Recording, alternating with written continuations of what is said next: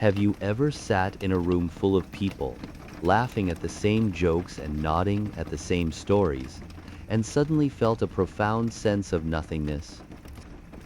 You look around and realize that while your body is there, you are not. This is what we call the persona, the social mask you've spent years perfecting to keep the peace. This feeling of being a ghost in your own life is a critical sign of spiritual awakening. It means you are starting to hear your own internal signal again. And that signal is telling you that you've outgrown the collective map you've been following. As sources remind us, passivity breeds mediocrity and mental illness. Trying to fit in when you no longer belong is a slow form of self-sabotage. You aren't failing socially, you are evolving individually. Let's look at the story of Michael. Michael was the perfect person in his social circle, the one who was always available, always helpful, and always meeting everyone's expectations. To the world, Michael was a helper, but inside he was suffering from the sickness unto death, the despair of not being his true self. One night, Michael realized that nobody was actually connecting with him. They were connecting with the useful version of him. Because he had no boundaries, he had no shape. He was a ghost serving masters who didn't even know his real identity. Michael decided to stop performing.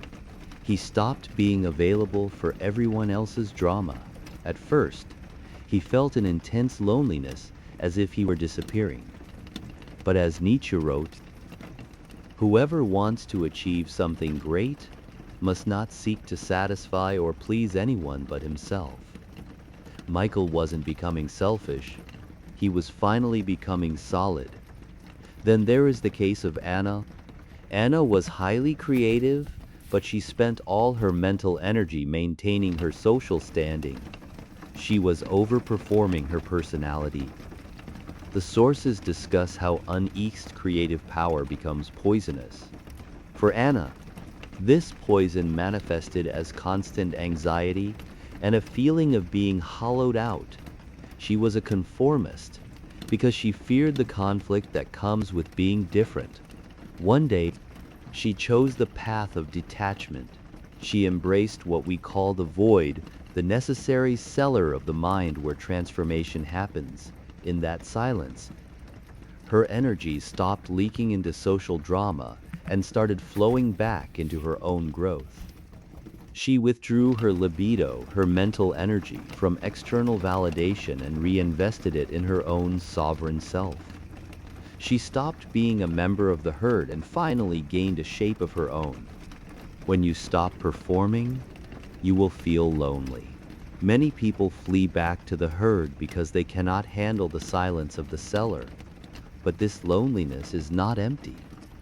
It is available time for your soul. Marcus Aurelius taught us to discard anxiety by realizing it is only within our own perceptions. In this space, you aren't losing friends. You are losing your tolerance for faking it. Integrity is magnetic. When you follow your own internal compass, rather than a collective map, the world starts to treat you differently. As your internal foundation deepens, your public success will eventually grow to match it. You are no longer seeking to satisfy anyone but yourself.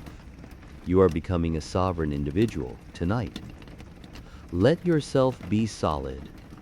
Stop explaining your evolution to those who want you to remain a ghost. Close your eyes and listen to that million-year-old voice within you. It doesn't care about your professional titles. It only cares about yourself. The path to becoming who you are is paved with the things you choose to stop doing. You are not a machine built for efficiency. You are a soul built for meaning. I hope this video can help those of you who feel lost in the crowd or burdened by the need to fit in. May you find the courage to embrace the void, the strength to reclaim your sovereign self, and the peace that comes from finally hearing your own internal signal.